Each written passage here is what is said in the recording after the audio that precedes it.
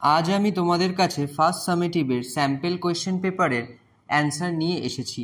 সম্প্রতি 1 এপ্রিল থেকে 9 এপ্রিলে যে তোমাদের ফার্স্ট সামেটিভ পরীক্ষাটি হয়েছে তারই একটি স্যাম্পল পেপার নিয়ে আমি তোমাদের কোয়েশ্চেন অ্যান্সারগুলি দেখিয়ে দেবো। আমি জানি তোমাদের প্রত্যেকের স্কুলে আলাদা আলাদা প্রশ্ন হয়েছে, তাই আমি একটি স্যাম্পল পেপার নিয়ে তোমাদের দেখিয়ে দিচ্ছি যে কী ধরনের প্রশ্ন আসে। এর আগে ম্যাট্রিকুলার বাংলাতে ফার্স্ট এভলিউশনের টিপস দেওয়া হয়েছিল এবং অনেক কোয়েশ্চেনের সাজেশন দেওয়া হয়েছিল। আশা করি তোমরা ওই ভিডিওটি থেকে উপকৃত হয়েছ। তবে চলো দেখে নেওয়া যাক আজকের এই ভিডিওটি। First summative 2024 class 6 history, full marks 15, সময় 30 মিনিট। 1 নম্বর প্রশ্ন, সঠিক উত্তরটি নির্বাচন করে লেখো। মান 3। এ, বুদ্ধিমান মানুষ হল 1 homo habilis, 2 homo erectus, 3 homo sapiens. সঠিক উত্তর option 3 homo sapiens. B, Harappa সভ্যতা ছিল 1 পাথরের যুগে, 2 লোহার যুগে, 3 তামা ও ব্রোঞ্জের যুগে। সঠিক উত্তর অপশন 3 তামা ও ব্রোঞ্জের যুগে। নাম্বার সি, লুসির কঙ্কাল প্রায় নাম্বার 1 1 লক্ষ বছর পুরনো, নাম্বার 2 16 লক্ষ বছরের পুরনো, নাম্বার 3 32 লক্ষ বছরের পুরনো। সঠিক উত্তর অপশন 3 32 লক্ষ বছরের পুরনো। 2 নম্বর প্রশ্ন, এক কথায় উত্তর দাও। মান 3। এ, মেহেরগড় সভ্যতা কারা আবিষ্কার করেন? উত্তর জিন ফ্রাঁসোয়া জারিজ। নাম্বার বি, ভীমবেটকা কোথায় অবস্থিত? উত্তর ভারতের মধ্যপ্রদেশ রাজ্যে ভোপালে এটি অবস্থিত। নাম্বার সি, হোমো হ্যাবিলিস কথার অর্থ কী? উত্তর কুমলি ব্যক্তি বা সুদক্ষ ব্যক্তি। নাম্বার 3, নিচের বাক্যগুলি যাচাই করে ঠিক বা ভুল নির্ণয় করো। এ, লিপির ব্যবহার হরপ্পা সভ্যতার একটি বৈশিষ্ট্য। উত্তর ঠিক। বি, আদিম মানুষ লোহা দিয়ে অস্ত্র তৈরি করত। উত্তর ভুল। নাম্বার 4, ক স্তম্ভের সঙ্গে খ স্তম্ভ মিলিয়ে লেখো। স্তম্ভটি তোমরা দেখে নাও এবং উত্তরটি তোমাদের সামনে দেখানো হচ্ছে। নাম্বার 5, অতি সংক্ষেপে যে কোনো 2টি প্রশ্নের উত্তর দাও। এ, আগুন জ্বালাতে শেখার পর আদিম মানুষের কি কি সুবিধা হয়েছিল? উত্তর আগুন জ্বালাতে শেখার পর আদিম মানুষ কাঁচা মাংস পুড়িয়ে খেত, আগুন জ্বালিয়ে বন্য পশুকে দূরে রাখত। নাম্বার বি, সিন্ধু নদীর তীরে হরপ্পা সভ্যতার শহরগুলি গড়ে উঠেছিল কেন? উত্তর কৃষিকাজের সুবিধা এবং জলপথে বাণিজ্যের সুবিধার জন্য সিন্ধু নদীর তীরে হরপ্পা সভ্যতার শহরগুলি গড়ে উঠেছিল। নাম্বার সি, হরপ্পা সভ্যতাকে প্রায় ইতিহাস যুগের সভ্যতা বলা হয় কেন? উত্তর হরপ্পা সভ্যতার লোকেরা লিখতে জানলেও সেই লেখার পাঠোদ্ধার করা যায়নি, তাই একে প্রায় ইতিহাস যুগের সভ্যতা বলা হয়। আশা করি তোমাদের এই ভিডিওটি ভালো লেগেছে এবং এই ভিডিওটি ভালো লাগলে অবশ্যই আমাদের চ্যানেলকে সাবস্ক্রাইব করে দিও, যাতে করে তোমরা এর পরবর্তী আরও অন্যান্য সাবজেক্টেরও ভিডিও দেখতে পাও।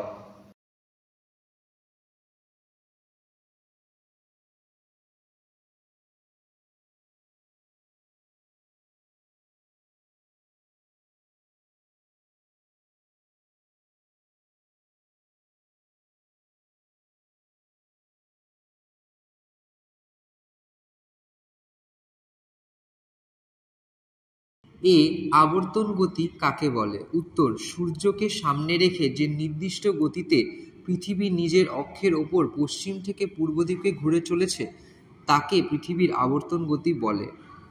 বি, অক্ষরেখাগুলির মধ্যে সর্ববৃহৎ রেখা কোনটি এবং এর মান কত? উত্তর নিরক্ষরেখা হল সর্ববৃহৎ অক্ষরেখা, এর মান 0 ডিগ্রি। সি, সূর্যের দৈনিক আপাতন গতি কাকে বলে? উত্তর পৃথিবী পশ্চিম থেকে পূর্ব দিকে আবর্তন করছে বলে আমরা সূর্যকে প্রতিদিন পূর্ব থেকে পশ্চিম দিকে যেতে দেখি। একে সূর্যের আপাত দৈনিক গতি বলে। ডি, কক্ষপথ বলতে কি বোঝো? এর আকৃতি কেমন হয়? উত্তর যে উপবৃত্তাকার পথে পৃথিবী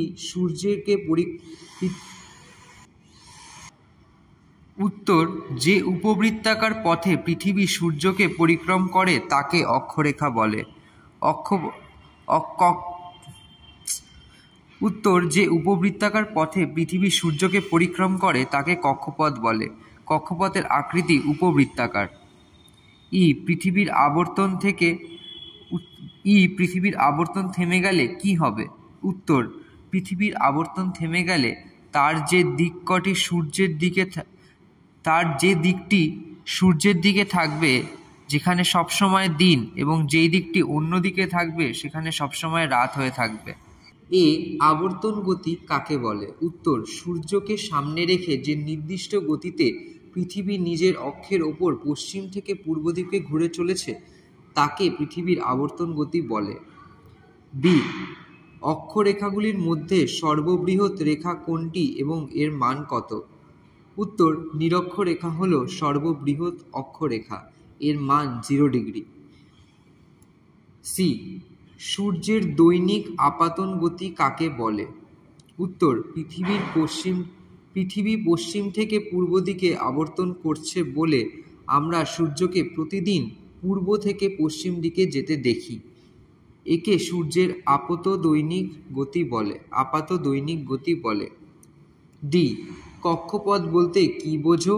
এর আকৃতি কেমন হয়? উত্তর, যে উপবৃত্তাকার পথে পৃথিবী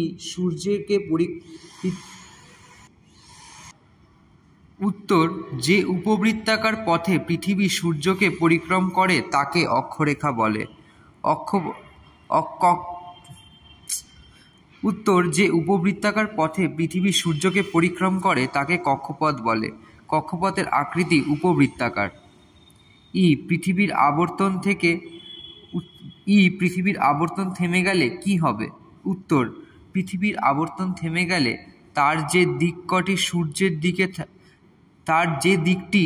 সূর্যের দিকে থাকবে যেখানে সবসময় দিন, এবং যেই দিকটি অন্য দিকে থাকবে সেখানে সবসময় রাত হয়ে থাকবে। আবর্তন গতি কাকে বলে? উত্তর, সূর্যকে সামনে রেখে যে নির্দিষ্ট গতিতে পৃথিবী নিজের অক্ষের ওপর পশ্চিম থেকে পূর্ব দিকে ঘুরে চলেছে তাকে পৃথিবীর আবর্তন গতি বলে। অক্ষরেখাগুলির মধ্যে সর্ববৃহৎ রেখা কোনটি এবং এর মান কত? উত্তর, নিরক্ষরেখা হল সর্ববৃহৎ অক্ষরেখা, এর মান 0 ডিগ্রি। সূর্যের দৈনিক আপাতন গতি কাকে বলে? উত্তর, পৃথিবী পশ্চিম থেকে পূর্ব দিকে আবর্তন করছে বলে আমরা সূর্যকে প্রতিদিন পূর্ব থেকে পশ্চিম দিকে যেতে দেখি। একে সূর্যের আপাত দৈনিক গতি বলে।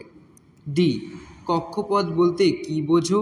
এর আকৃতি কেমন হয়? উত্তর, যে উপবৃত্তাকার পথে পৃথিবী সূর্যকে পরিক্রম করে তাকে কক্ষপথ বলে। কক্ষপথের আকৃতি উপবৃত্তাকার। পৃথিবীর আবর্তন থেমে গেলে কি হবে? উত্তর, পৃথিবীর আবর্তন থেমে গেলে তার যে দিকটি সূর্যের দিকে থাকবে যেখানে সবসময় দিন, এবং যেই দিকটি অন্য দিকে থাকবে সেখানে সবসময় রাত হয়ে থাকবে।